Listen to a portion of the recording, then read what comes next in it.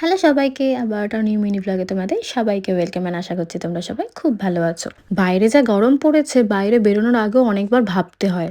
আজ অনেকদিন পরে শুধু নিজের জন্য বেরিয়েছি, মানে আমি একা বেরিয়েছি। হ্যাঁ, মাঝে মাঝে নিজেকে একটু সময় দেওয়াটা খুব ইম্পর্টেন্ট। সবসময় সবার সাথে বেরোনোটাও অতটাও কম্পালসারি না। আর আমার মোস্ট অফ দ্য ফেভারিট জায়গা হচ্ছে আমাদের গড়িয়াহাট, হ্যাঁ, যেটা বালিগঞ্জে আছে। আশা করছি তোমরা যারা কলকাতায় থাকো তারা জানো।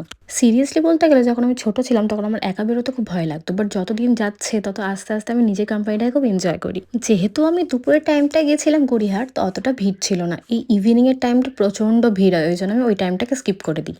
আমি আমার লাইফ টাইমে এতবার গড়িয়াহাটে এসেছি যে অনেকগুলো এরম দোকান আছে যেগুলো আমার খুব ফেভারিট। সেরমই আমি একটা ফেভারিট দোকান থেকে কুর্তি নিয়ে নিয়েছি ফার্স্টে গিয়ে। কারা কারা আছো যারা আমার মতো গড়িয়াহাট এক্সপ্লোর করতে পছন্দ করো, কমেন্ট করে জানিও।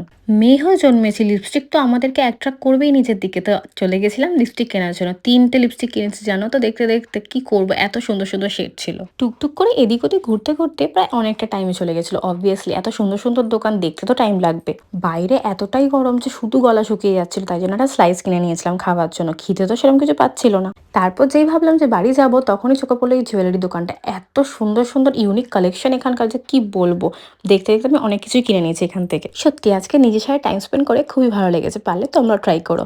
তাহলে চলো আজকের ভিডিওটা এই অবধি থাকুক, তাড়াতাড়ি তোমাদের সাথে একটা নিউ ভিডিও দেখাবে। ততক্ষণের জন্য টাটা।